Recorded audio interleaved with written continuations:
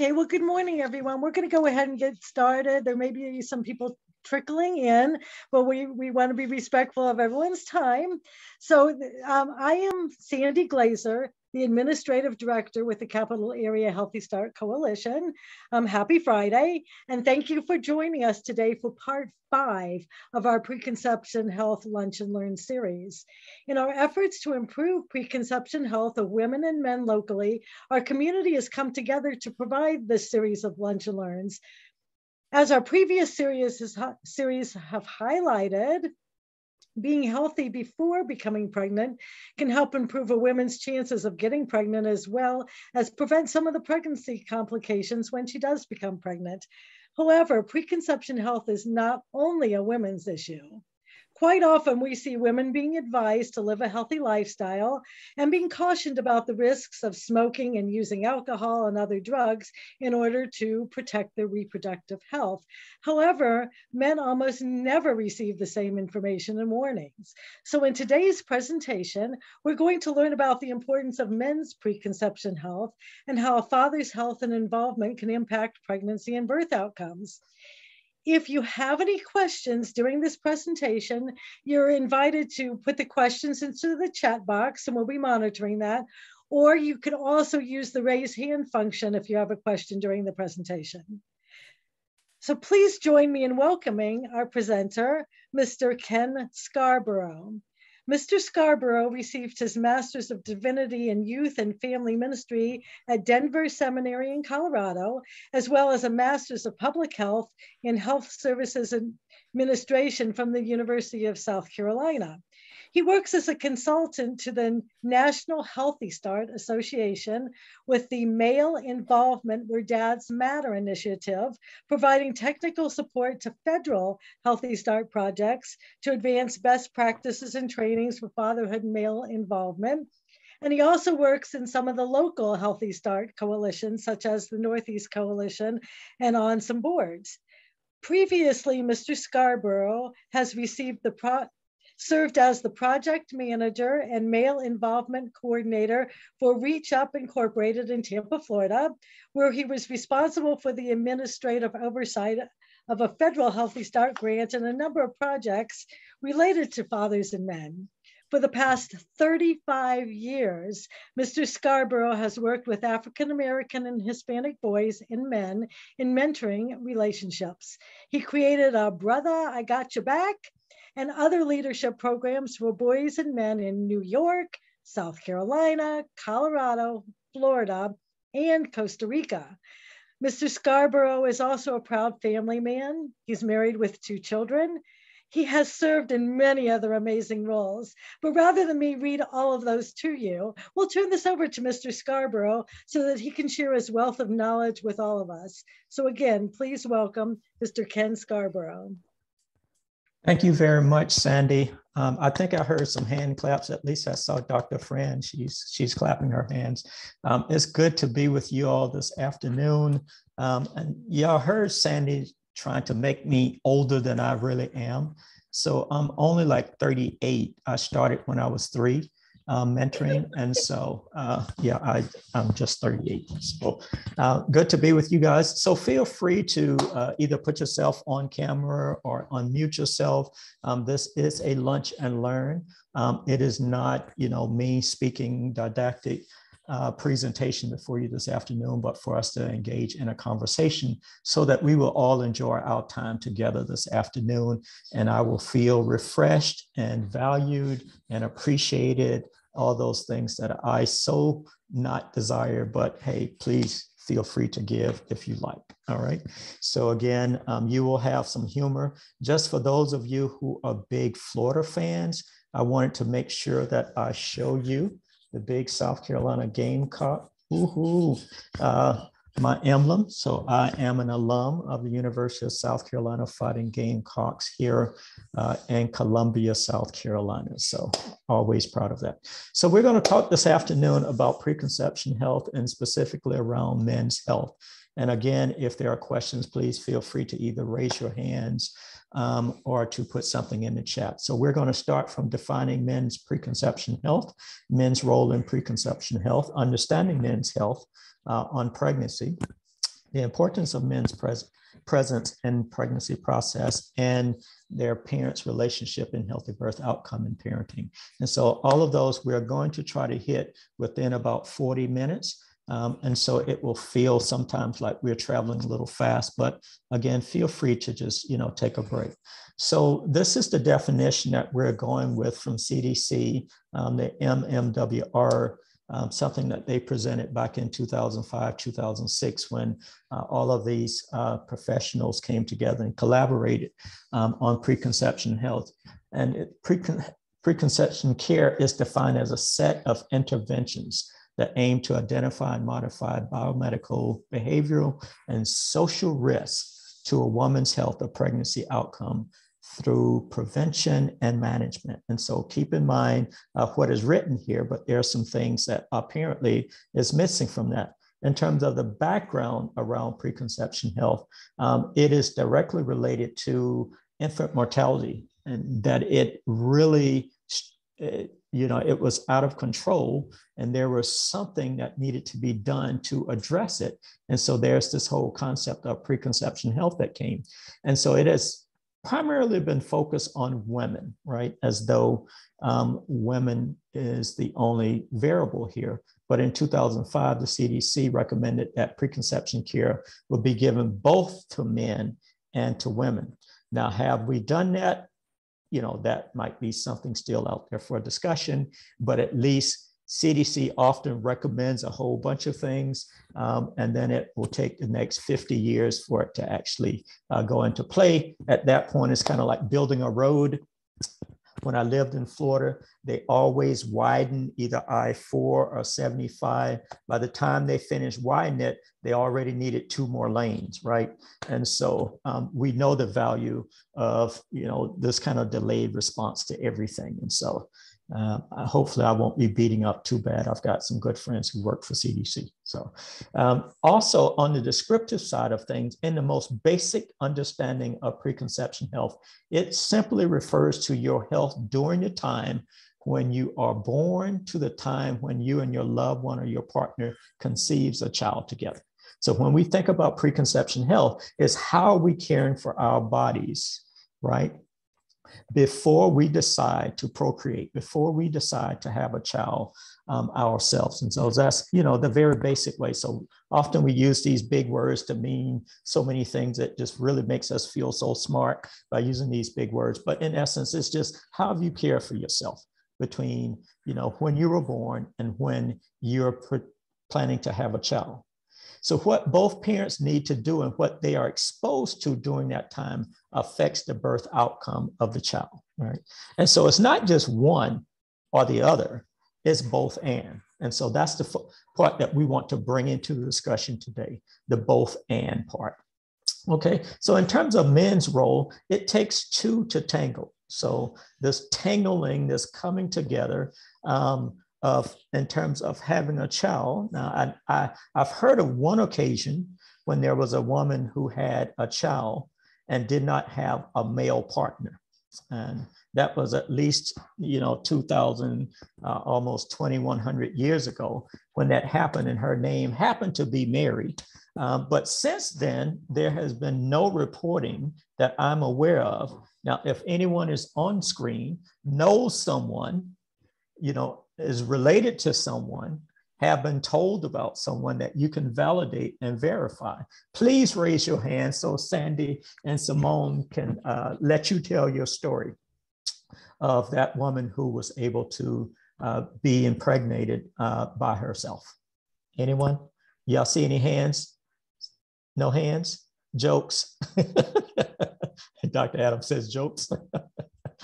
So then we need to acknowledge and allow him to do his part as it relates to birth outcomes, and specifically around preconception health. Okay. So have I been lost yet? My little thing here is spinning. Am I still there? I still hear you. Okay. But my Wi-Fi isn't advancing my slides. So you guys, I may need to stop sharing and let you share. Since my computer is not. So guys, just give us a quick moment. For some reason, my slides aren't advancing, and we always have a backup, right? Unlike those people who are building highways. All right. Welcome to Verizon Wireless. Your call cannot be complete.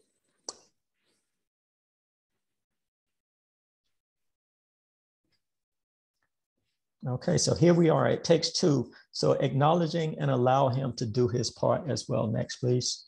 And so in terms of doing that, what can he do to ensure greater success in bringing forth a healthy child? First of all, considering a reproductive life plan. So how many of you, how many of us have even considered a reproductive life plan with fathers included in that, right? So oftentimes we do the reproductive life plan, but we're having this conversation with mom, and then somehow we're hoping that all of the elements, all the persons who need to be involved are that she's going to remember to include that in the reproductive life plan. And so if you would look at your documentation, do you even specifically ask equal questions around the father that you ask about the mom, right? For a reproductive life plan. So consider these things in terms of the life plan. Be selfish, chase your dreams, and finish your goals. So you want to make sure that not only is she thinking that way, but he's thinking that way, because the two of them are going to now become parent to this child. Do you have children? Do not have children until you're ready. If one is ready and one is not, that then is going to create some issues. It's going to create some stress. It's going to create some discussions around whether or not we need to keep the child. It's going to create discussions around parenting, because if I'm not ready to parent, you're going to expect me to step up in that role. And so I'm going to go into it with some friction. And so we need to make sure that we both have had conversations about whether or not we are ready to have children. To discuss, if it's your, discuss it with your significant other. And then it states here, glove it unless you're going to nurture the child. In other words, begin to use some protective factors around before you having a child. Next slide, please.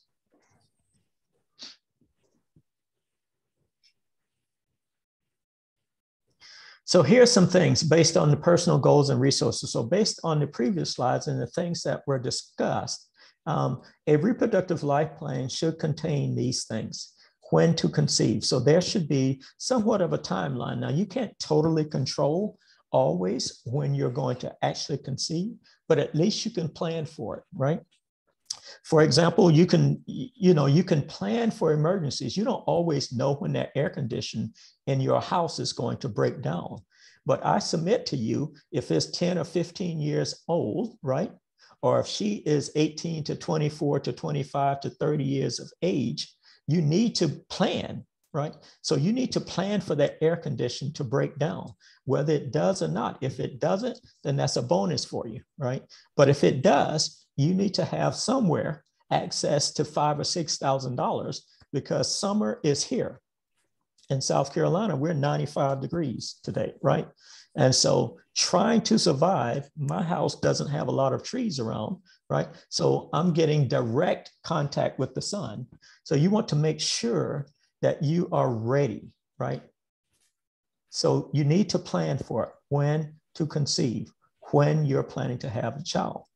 Also, you want to know and understand your family history. What has been some of the things that have happened in your own family, right? Not only on the mom side, but also on the father side, because the genetics of the child depends on both, right? So you need to understand what those risk factors are. And I know that so many people with some of the communities we work with may not know their mom, may not know their fathers, right? And so sometimes you may just do a genetic markup, if you will, where you're going out and doing some genetic testing to kind of see where you are. Specifically for those in Black communities, we want to make sure that we understand whether or not there are some pre-existing things, right, that we may have in place, so that we can consider those as part of becoming pregnant and getting ready to have children, right? And then what period of time between pregnancies. So if you currently have a child, and hopefully that you're using at least 2 years for the body to be able to heal from that pregnancy, that previous pregnancy, so that you can expect and hope for better birth outcomes, right? And so we talk about that baby spacing with mom, but do we talk about it with dad? Because dad is active. He is ready now to engage again, right? So right after the birth, he said, okay, I've waited now 2, 3 weeks, 4 weeks, when is time for us to get back at this, right? And so he needs to understand that, that is the most fertile time. And you can, in essence, become pregnant again, whether you're ready or not. And so you want to make sure that he understands as well. Don't just assume that he understands simply because you understand. All right. And so we want to make sure that information is being communicated in this reproductive life plan. So you may have dual reproductive life plans that are going on at the same time. And then contraceptive use. And if so, what methods you're going to use. Is it going to be a barrier system where you're kind of talking about pills, right? That could be a barrier. Whether you're talking about diaphragm, whether you're talking about sponges, those kinds of things, or if you're talking about implants. So on the father side, on the male side, there's typically only 2 ways, right? In terms of birth controls, right? So ordinarily, that's the condom, and second is vasectomies. But there are some other options that are available as well. And they call it out of source sex, right? So then instead of actual penetration and interior, we're talking external, right? Ways to potentially satisfy him, right? If, you're not yet ready to have. And yes, absolutely, Dr. B, I was going to mention abstinence. Abstinence is the only surefire way of knowing that you're not going to have a child, right? Right. This is, again, not a Mary situation. That was 2,100 years ago. Chances are that will not happen again, okay? And so make sure that these elements are being discussed, not simply with her, but with him as well. And if they are in a good, healthy relationship, you can do one plan that covers both of them. But in case that is not the case, then you want to make sure that he has a separate plan as well, and that he understands all the elements that she also understands. Next slide, please.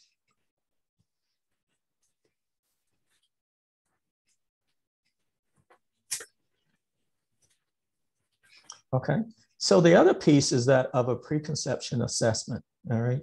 So damaged sperm can be replaced within 3 months of mitigated exposures.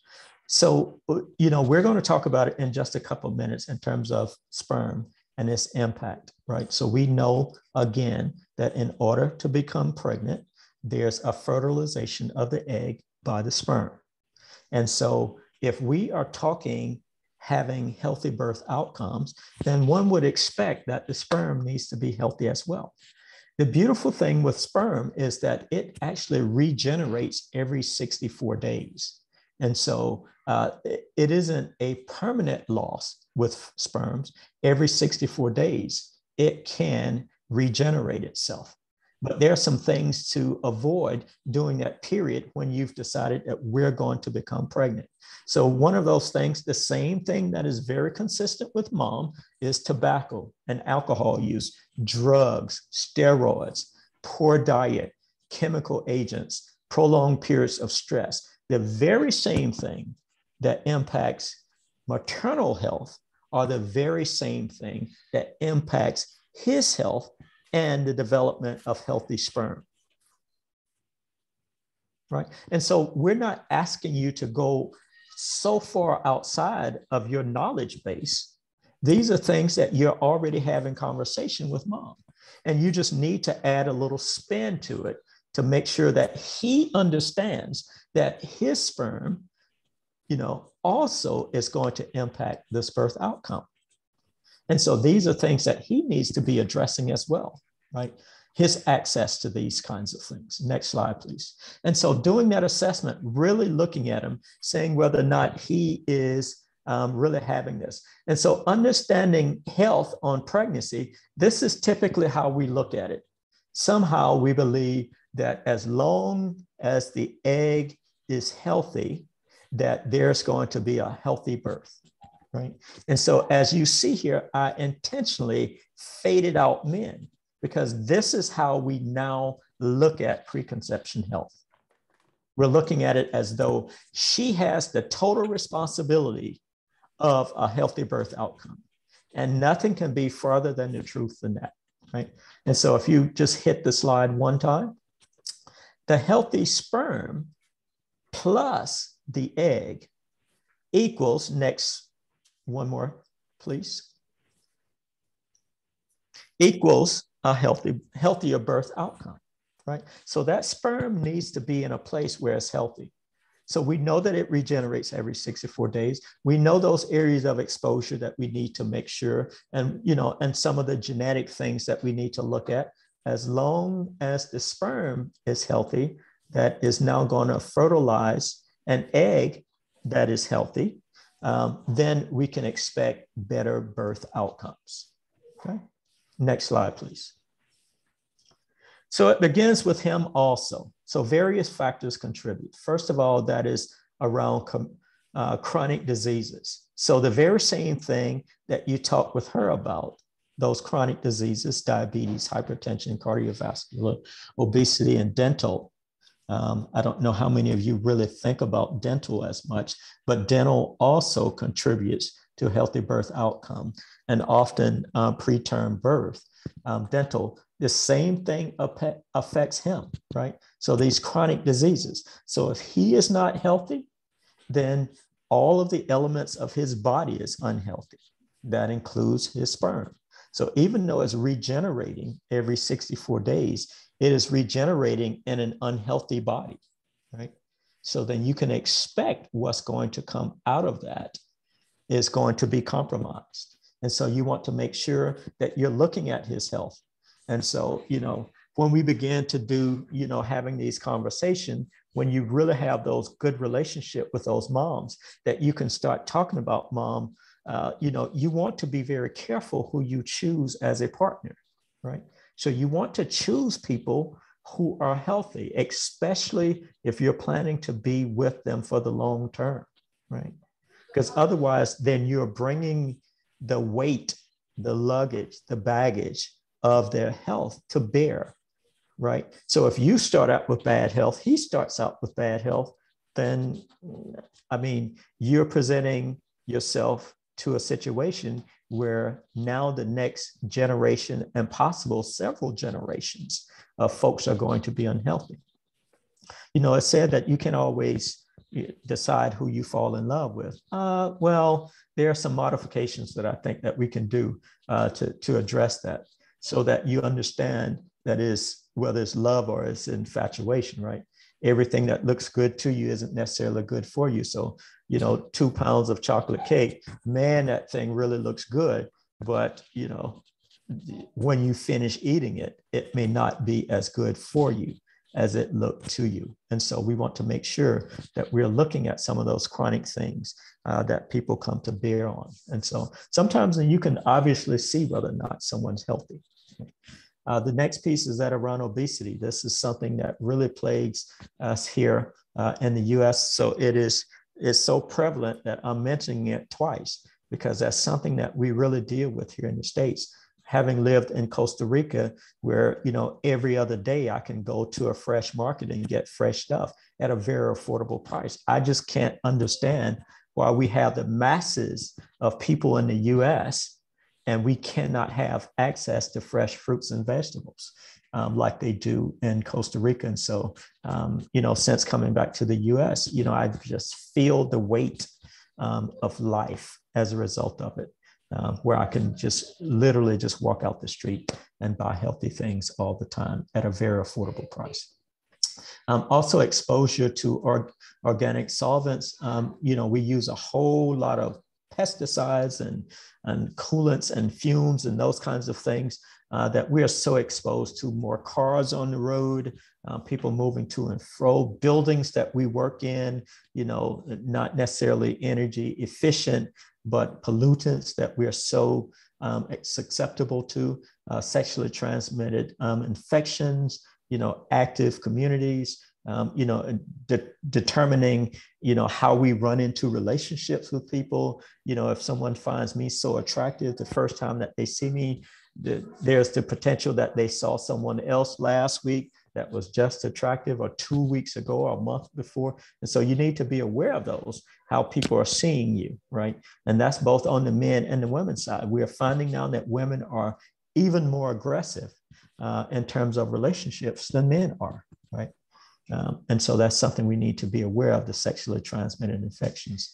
Certain medications that we're taking, again, when we're doing those assessments, when we're looking at reproductive life plans, we need to consider the medications. And, if you're developing a relationship with someone, asking them if they're on medication isn't, there are ways to ask that, but, finding out what some of those things are, because it's going to play into the overall health.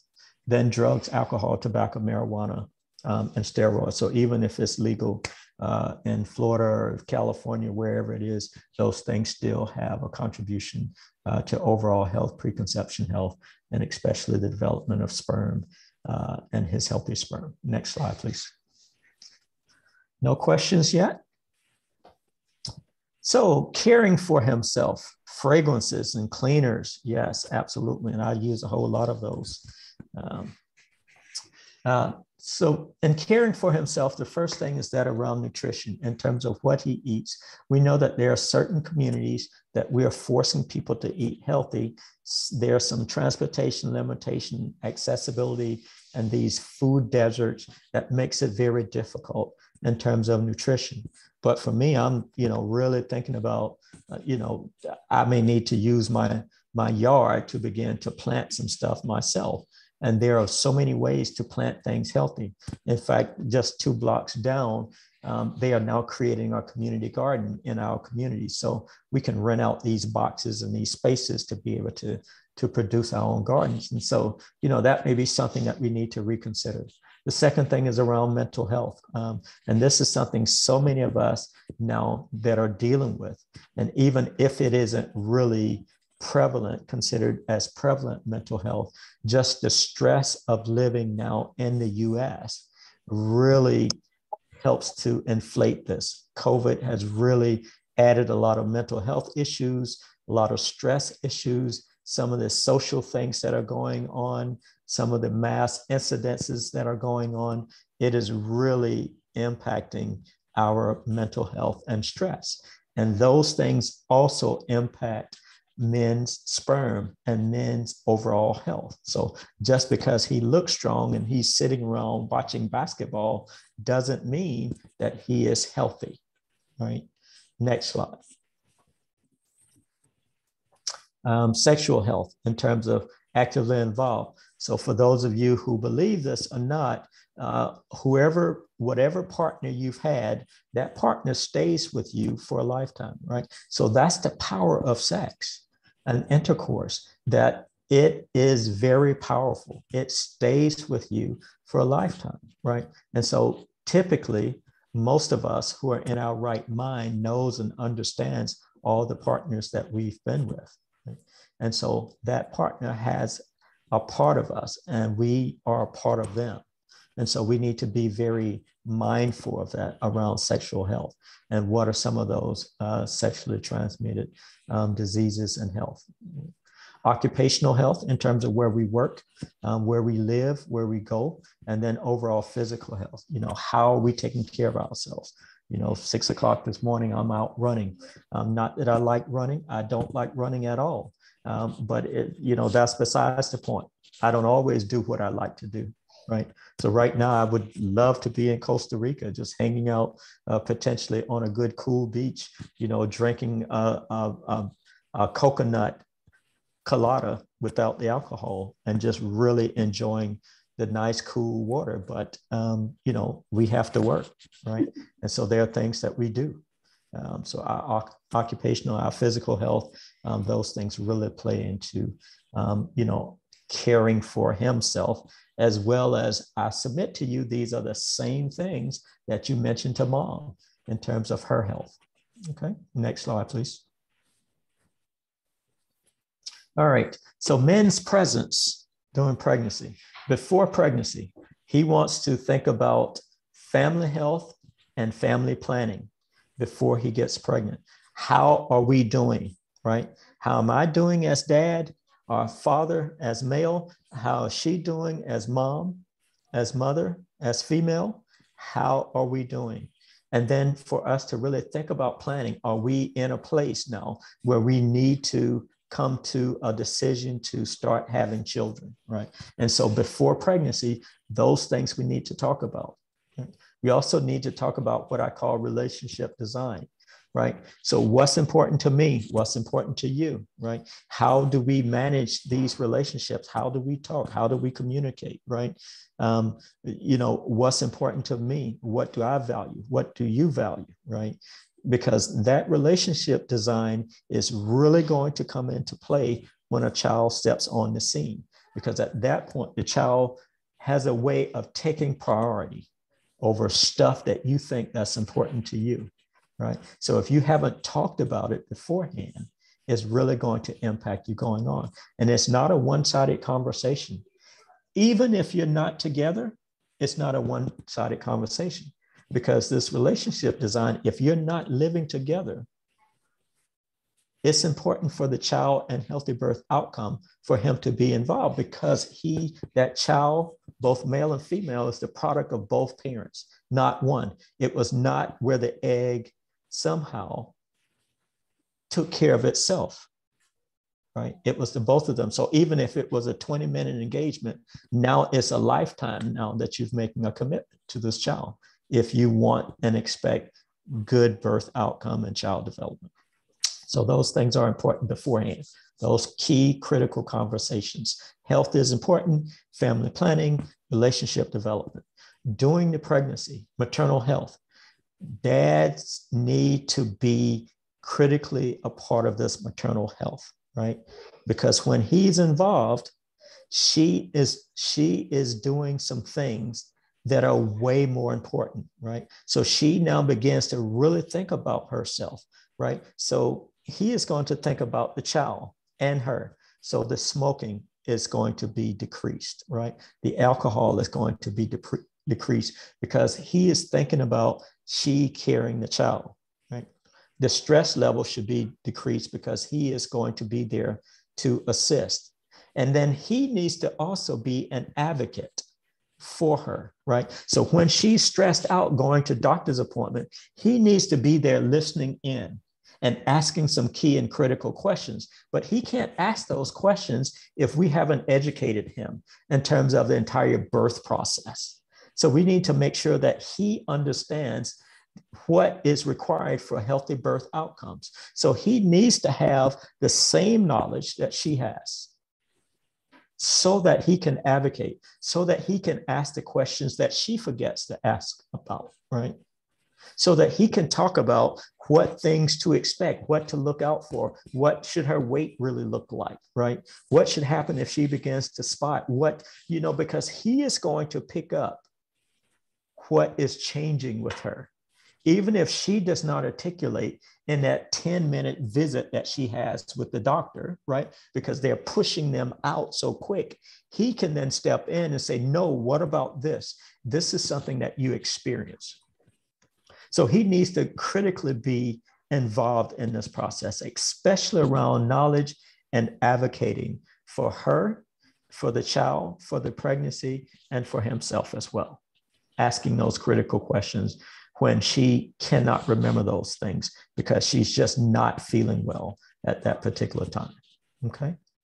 And then finally, after the birth, the parenting support that he needs to continue to be there to walk through the process because of the things that happen after birth, right? So depression is real. So not only does she potentially feel depressed, he too can feel depressed, right? And so they can be supporting of each other in this process. Again, even if they're not together, he is going to really be able to pick up some of those signs and symbols, right, of what she is dealing with.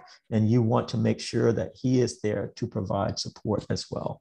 And then with child development. And we know that when dads are playing with child around brain development and tossing kids up in the air and catching them and out playing sports and challenging them, also language acquisition, all of those things, and reading to the child and nurturing the child as well. You know, two is in this case, again, it takes two to tango. It also takes two to develop. Absolutely, definitely, usually better than one. Not that one can't, but it's better when there's two involved, you know, in the process. Kids have a way of asking about both parents. And especially I see it around boys at the age of 12, 13, they begin to ask the question, who is dad? And so you don't want to start making up stories about that, because that's going to impact your relationship with that child later on. You know, when they become teenagers and now having access to DNA testing, they can find out things that you're unwilling to tell them. And so it's just better to be honest with them and just walk through this child development thing together. So make sure that dads are involved in this entire process. Okay. Next slide, please. How are we doing on time? Good. We are in good shape. It's 12:40. So children with fathers involved are, first of all, more likely to receive prenatal care, right? So when he's there, she's going to do a better job going to doctor's appointments, right? She's going to take care of herself, lots more liquids, diets, better eating habits, less likely to give birth to low birth weight and premature infants when he is involved in the process. And we know this research to be true. Promote positive maternal behaviors. Again, we've talked about the smoking, drinking, drugs, those kinds of things that he can sort of ward off some of those things. Better cognitive outcomes. That means how he interacts, engages, and plays with the child. That really is improved by when dads are involved. And so we want to make sure that he is around. Okay. When he is not involved, which is on the next slide, there are some negative effects that comes with him not being involved. All right. So when children without fathers involved, they are 2 times at greater risk of infant mortality. And this is the work that I presume that most of you, all of you are doing, that we are trying to reduce infant mortality. We're trying to make sure that that child lives not only for 1 year, not only for 2 years, but for years to come. But when he is not involved, right? So even though it's difficult, even though it's a challenge of finding him, right? If there's a way to engage him, if there's a way to get him at the birth, right? To see that birth, to hold that child, it is hard for him to disengage once that happens, right? It takes a hard, cold-blooded person not to get engaged and involved. And sometimes we create barriers ourselves simply because of what we heard, right? The research is actually telling us that 80% of fathers want to be involved and are actively pursuing involvement in the lives of their kids. Through National Healthy Start, we recently did a demonstration study, and it saw that for those fathers, over 293 fathers that we surveyed, they wanted to be involved and engaged. But the things that they wanted to is to be included in the entire process, and that they wanted to be trained, right, around parenting skills. And so are we creating barriers for that to happen? And so are we contributing to infant mortality when we don't go the extra step or the extra mile to make sure that he's involved? And so I hate to sound as though we're accusing our work, but sometimes we really need to be focusing on working ourselves out of a job, you know, not wanting to be where we are around infant mortality.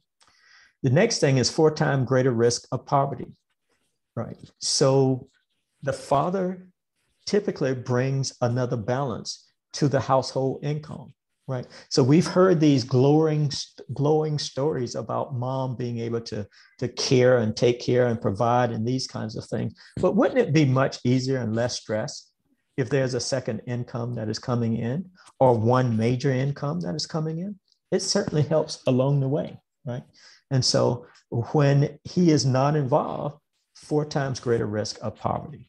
And that's very significant because it's hard to get out of poverty, right? So if you start in on a low income job, unless you change jobs, even if you get a 4 or 5% increase, that still keeps you poor, right?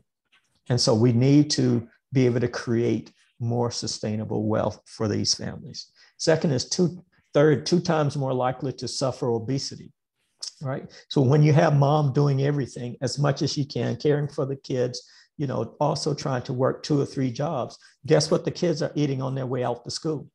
They're stopping at the corner store. They're getting an orange soda. They're getting some chips. Or when they come home in the evening, they're just going to get whatever is convenient. All these high sodium things that are instant meals, right? So then you have this whole obesity that plays in. So now when you have obesity, you have all the other health concerns that you're worrying about, right? You're worrying about diabetes, you're worrying about hypertension, you're worrying about cardiovascular things. All these things begin to happen around obesity, right? And so 2 times more likely to happen when fathers are not involved, and then 7 times more likely to become pregnant as a teen themselves, right? So oftentimes we say that we don't want to be like our parents, but in essence, we are products of our parents. So we want to do everything we can to address that. And so this is some of the sources that we receive that from. Next slide, please. So parent relationship. So these are just a couple of other things. Again, you need to, in the relationship, you need to consider the overall health of both parties. Organization simply means how do you organize your relationship? How do you organize your home life, right? How do you organize how you live and do things? How you organize your parenting together, right? Organize, for me, that's important. I love my checklist, right? I'd love to have things in order as much as I possibly can. I try not to just kind of live off the whim of things, right? Maybe we'll do this week, maybe. Organization certainly can be helpful. And it also addresses poverty, right? So, it's good to have a budget. And that's part of the organization organization and finances, right? So you need to organize yourself and your life in such a way that you can put a budget together, because finances. So for most of us, we have a finite amount of money, right? that we are managing. I don't know about you, but I'm not independently wealthy. For some reason, the money just kind of show up or is sitting in some account somewhere. No, I have an amount of money that I need. And I also need to be planning for those unexpected emergencies. The poorer you are, the more of those happens, right? So your car keeps breaking down because you can't afford to do it right? And so your washing machine keeps going out, all right? Those kinds of things. So those are big expenses. So now you're into these financing systems that are costing you 35% interest, just ridiculous. So this organizing one's life and finances, those things are critical, right? Co-parenting, how are you going to do this together, whether you're living together or not? Co-parenting is real important because it's also going to reflect upon the child and what the child expects. Children needs, they need systems in place. Right? They need things that are consistent. And so co-parenting, making those decisions are helpful in making sure that happens. Then the work-life balance. So we talk about that and self-care and how to manage that, dealing with the stress, and then extended family and support. Some of them are good. Some of them are not so good, right? In terms of extended family. But when you can get support, it is always a little bit better, just taking a day off, especially in these very trying times. It's important to be able to exhale so that you can go and regroup, gather yourself, and then get back at it. Okay. I think we are probably near the end of the presentation. If that is it, Q&A and times of saying thank you very much. So let's see here. Oh, we got 13 minutes. Good thing I didn't do the 27 slides. Would anyone like to ask Mr. Scarborough, a question, or leave it in the chat and I can ask it.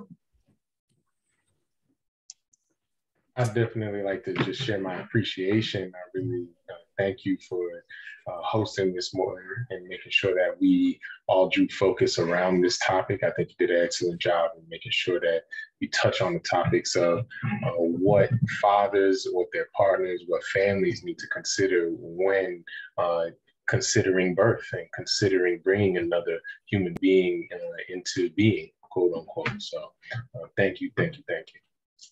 You're very welcome. Thank you very much for all your interaction during the session. Anyone else? Don't be shy. Dr. Phyllis has her hand up, and then this is Maisha. I'll come afterwards.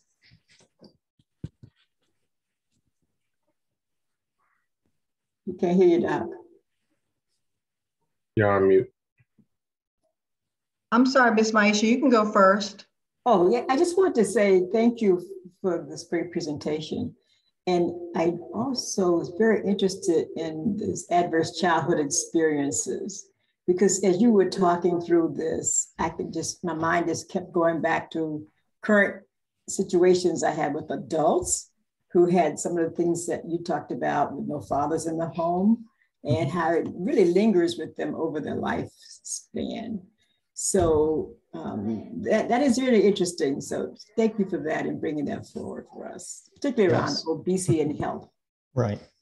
And you're welcome on that. And, you know, I would challenge all of us around ACEs to really, you know, look at it from the experiences of your population, right?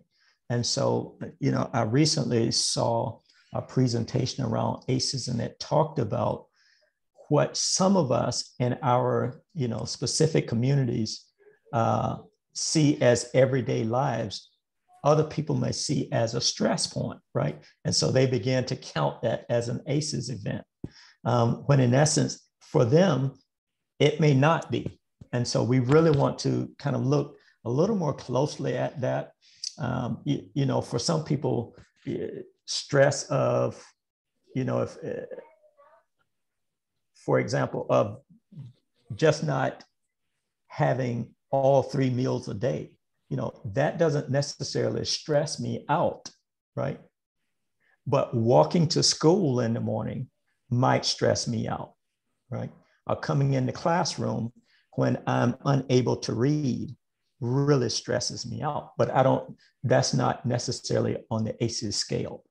And so we've talked about, you know, really doing a more equitable look at the ACEs. And thank you, is it Maisha, for bringing that up and for us to, you know, really dig a little deeper in some of the ACEs, because I think some people have, depending on who's doing the ACEs, will see a very high score, when in essence, it may not be as high based on the test, but it could be high based on some other factors that are not included.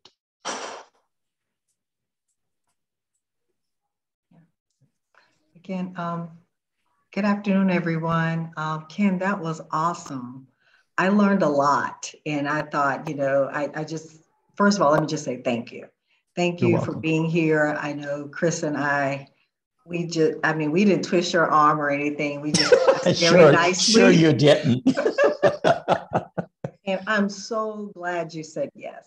And I met you some years ago when you were with Reach Up, and you came to Florida A&M, and I just thought you were just a dynamic speaker then, and so you're just even better now. And I'm not saying that to pat, I am patting you on your back, because we need more men doing research with men. We need more Black men doing research with Black men. Absolutely. So again, I do appreciate everything that you did today, and going to continue to do with us. So you see, Sandy, Simone, I'm talking about. I saw her lean in on that. Yes. Okay. Just a couple of things that I thought about, and then just a couple of questions for you. I mean, just like we teach our girls about menstrual cycle, why don't we talk about spermatogenesis with men? Why don't we talk about this 64 days and all of this, and how, you know, things that you're exposed to what you eat, what you drink, that it can somehow impact your sperm. Right. And go ahead. So part of the reason is our points of entry into medical environments are home health homes, right? So for guys, usually is pediatric when they're born, right? Maybe the first 3 to 5 years. And then you don't see them again until high school, because now they're getting ready to play sports and they have to go in for a physical. And these days you can almost do a physical, over at Walgreens, right? In essence. And so they don't have these points when young girls are going to see, doctors along the way. So they're getting that knowledge. And so no one is talking to the guys along the way. Mm-hmm. And that's, and now that health is out of schools, right? So you're not finding that as part of health education in school and whole debate around who needs to be talking. The only opportunity typically is going into high school, potentially going into college. But at that point, if you're going into college in sports, for you, you're a moneymaker for me. So I'm not concerned about your social life. I'm concerned about what you're going to do for me, making sure that our school gets, these big dollars coming in. And then you'll see me again when, I'm in stage 2 cancer or something like that, right? And so there's just not the ongoing entry point unless somehow we can have clinics that are really male friendly, that may not have the name clinic, but something in terms of, a sports drop-in center, right? So at that point, not only are you getting your workout on, but you're then getting all this other knowledge and information. You hit on a whole bunch of stuff there. And so, especially with one of the things I thought about, like, especially with high school, how we have these high school athletes, male and female, but since we're talking about males today, who do pretty good with their nutrition, avoid alcohol as much as they can, and all of those other things while they're in high school sports and college sports. And then they become, then they're finished with those things. Right. And then you see them, they're not as concerned with their health as much. So then like you're saying, they get to stage 2 cancer. So is there anything that we could do that's in between that so they can continue with the nutrition, with all of the things that we need as far as preconception care and the mental health part, that piece is so crucial from birth to death, because the thing is that we're seeing that the mistrust in healthcare and all of those things as well. So you kind of addressed that with your last statement, but I don't know if you have something else to add. Yeah, I mean, obviously there needs to be some major social changes, but the one thing about men is their health is going to be at the very bottom, right? So I'm going to make sure that mom is well. I'm going to make sure that the children are well. And if I have any disposable money available, then maybe I will take care of myself, right?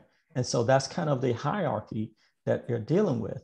But if there are ways for us to blend it into their everyday life, to include potentially making these discussions family discussions, right? So when mom is going to the doctor, that there's more than 10 minutes being provided, that's 15, with 5 of that dedicated, right? So policy-wise, you could write this into healthcare for you to receive these services. He needs to be educated on these things because it's really going to move towards health savings long-term. And that's how you talk policy issues, savings, right? Absolutely.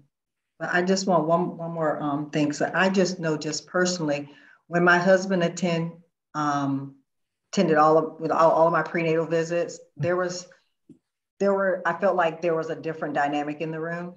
Yes. Because he was there. And even when I go to the pediatrician with my husband, there's a different dynamic when I take my children alone. Right. And again, it's just that all of those things, it's like they need to be there to hear what you hear and talk and say, and ask questions as well. And I don't see that we are getting that. Again, it's all about education. And I do, and you do appreciate what you're saying. So yeah, thank you so much, Ken. You're welcome.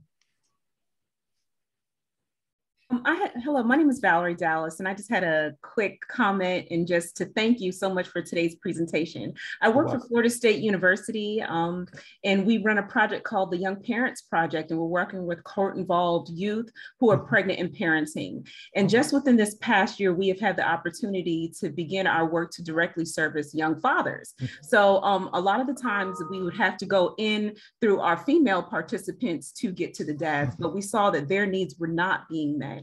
And there were so many identified fathers in the juvenile justice system whose needs were not being met. Their mental health needs, were not adequately being addressed, as well as their healthcare needs and the preparation in them becoming young fathers. So our team is really good at addressing the mental health, the trauma. You talked about the ACEs, and the ACEs usually tell a story about how they got to the juvenile justice system. We're really good with that. But today, your points in terms of what we should be focusing on in terms of their reproductive health and their healthcare needs really hit home, and just some things I can reaffirm to my team in terms of what we need to be addressing with these young fathers. So thank you so much for what you shared with us today. You're welcome. You're welcome. Yeah. And it's simple steps, I think, to put together what I consider a roadmap for moving this discussion forward. And so, it could be as simple as 3 to 5 things that you just want to start with. So it's more of starting the work. So with National Healthy Start, it has taken us about 12 years really to see the key value of fathers and actually for it to be written in the grant, right? The federally funded grants. So start small.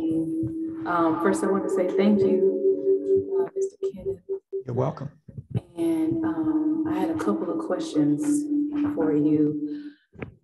Possibly, if you could answer how to show up for Black men with depression, and how to assist as their woman, how to assist them navigating through their adversities. Because what I've noticed a lot of times with Black men, like you said, they put themselves last, and then by the time that there's a need or it's an emergency, because now you're lacking so much because you didn't, speak out. So you're suffering in silence. And then also with spaces like this, it's hard to get men to participate. So how to, get their butts in the seats, to actually see, maybe, I don't know, kind of guys it with football or sports, I don't know, but it's hard to, to just get them to come and to check this information out. And then also how they deal with stress isn't always the healthiest. So how can we as their partners, as their mate, show up for them in those spaces? Because a lot of times we don't even know how to show up in those spaces, and we end up sabotaging, and we don't understand the sabotage until it's too late. And then now they're out with, Sue and whoever else. And then we don't really understand the concept of what we created to, bring that cause or that effect. I don't know if that makes sense. And then also, could you put your information in the chat too, please? Sure. You ask a very good question. But when Sandy mentioned in the beginning, those 35 years, trustee for me has always been mentoring. So one of my managers in the past said the best backup plan for a broken family is a mentor, right? And so a mentor means even guys will be kicking and scratching all the way, right? Because they don't want to be exposed of not knowing something, right? For them, that's really, really, really difficult. Don't want to appear to be inadequate. I'm just putting in the chat real quick, my email address. They don't want to be seen as not having the resources and the tools. And so if they're invited to a group, unless they know people in the group already, they're not going to show up. And you don't necessarily invite men to the group. You go to where they are. You locate them and you go to them but you go from a place of, so this is something that happens when men walk in the room, right? So there's this connection that either going to happen or not going to happen. If I look at you and give you a nod, it's cool. You know, we can start a dialogue or a discussion. But if I look at you and there is no nod, there was no connection there. And so you need to find connecting points, which means mentor, someone that they respect, someone that they can respect, someone that they feel some element of comfort with, someone who really can bring down that wall. For some reason, you know, that has just been a gift that I have, having worked with men for over 35 years. Initially, like Rodney King says, why can't we just all get along? Finding a common place and a common point to have a discussion. And sometimes that might be around sports, but you need to figure out how you're going to have that conversation. Because if I'm deeply watching a game and you're trying to talk to me, that's not going to happen, right? You need to, you need to leave that alone. Now, if we're on break, then we can potentially have a conversation and then move from there. So sometimes, you know, the mate may not be the person to have that conversation for you to be able to show up for him. He may need another guy that he can feel comfortable to be able to show up with. I agree with that. And so when it comes to like mentorship, if there's a mentor available and that they're reaching out, or, you know, they have some form of connection, how do you keep the consistency there? Because you can introduce someone, you know what I mean? But it's so, taboo, you know, to continue the conversation, to have it continue. So it's like, okay, well, is the mentor supposed to come to you and, you know, knock your door down? You know, if that male is not necessarily even familiar with that type of interaction or even experienced in it to know how to continue it, you know, so what do you do when it comes to that type of situation for men? So for me, as I said, I'm real organized. So if people are going to be mentors, there are some training and tools that they need to have, right? So it depends on the population. If you're working with an urban population that is accustomed to people coming and going in and out of their lives, right? So you have people, you know, and I kind of give this, y'all don't get mad with me. I give kind of this Jesse Jackson thing, right? So Jesse Jackson comes in, makes these firing statements and these firing conversations, get everyone riled up, and then they leave, right? Or someone comes in and gives you some money, some food for Thanksgiving and Christmas, and then you don't see them the rest of the year, as though somehow I can eat off of that the rest of the year, right? So you have people coming and going in and out of their lives. So what urban people tend to do is, I'm going to test whether or not you're going to be here for the long haul, right? So when I'm working with fathers and men and boys, I call them and say, I'm on my way. I get there and they're not there. So do I get frustrated and stop? No, because what they're doing is they're testing whether or not I'm in it for the long haul. So it may take me 3 or 4 times to do that. But once we have the deep conversation, I'm saying to them, you know, this is what happened, right? You may have been, you know, dealing with some stuff, but as we go forward, these are some of the expectations. And then you have these kind of unwritten agreements, right? Because there's something you want to get out of it and something that they want to get out of it. And those things, I think, once the relationship becomes more rich, you can then have those kinds of conversations. I mean, even now, you know, some friends, some groups that I've set up, sometimes I have to hound them, because once guys are in trouble, they're going to go underground. They're going to get lost on you. And you're going to have to go dig them up and find them. But you have to determine whether or not it's important enough to you to go do that. And that's why I said it's very difficult work working with men and fathers, because all those barriers you have to break down.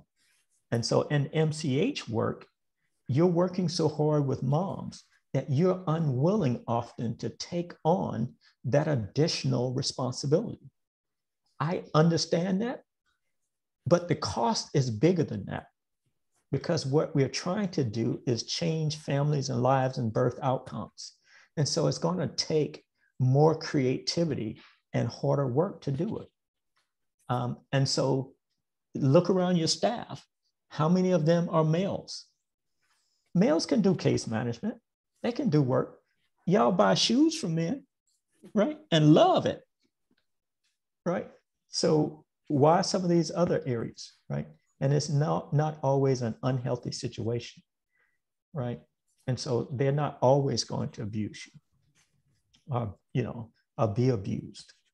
And so somehow we need to really begin to work through that. Training is a big part of that, to help men who want to be mentors to be able to do it without feeling inadequate. Does that make sense? Yes. And I'm available to help to develop those kinds of strategies for you. Because as Sandy said, I have 35 years making me feel old when I'm 38 years of age. So I just want to put that out there. Well, thank you so much. I'll be reaching out. You're welcome. Thank you very much for not only sharing your wonderful information, you're mentoring us as well. We may not be men and boys, but with the information you provided, I feel like I'm being mentored so I can help the community as well. And we probably could go on for hours. We do note it, but we want to be respectful of everyone's time. And we can see that this is definitely an area that our community wants and needs to address more. So we're going to work together in conversations, and we plan on, as a coalition, having more community events like this on men's health as well, so we can work through some of the barriers. So thank you again for presenting. Welcome. We are going to not have a lunch and learn in July. We take off for the summer. Our next lunch and learn will be in August. And because August is National Breastfeeding Awareness Month, it will revolve around breastfeeding. Of course, that's something we want men to get involved with as well. And then we'll be looking at additional lunch and learns on men's health, as well as some other issues. Let everyone know also that this has been recorded. Everyone who is present will be receiving a recording courtesy of Simone, who will be working on that, of this recorded presentation. And if you wanted to go to anybody else, let us know and we could get it out to them as well. Is it possible for me to connect with Simone and maybe put in like a link for evaluation? Absolutely. I don't know if you, okay, all right, that'll be great. Absolutely. Thank you. So thank you again and have a wonderful weekend. All right, same to you all. Mucho gusto. Nice to meet you all.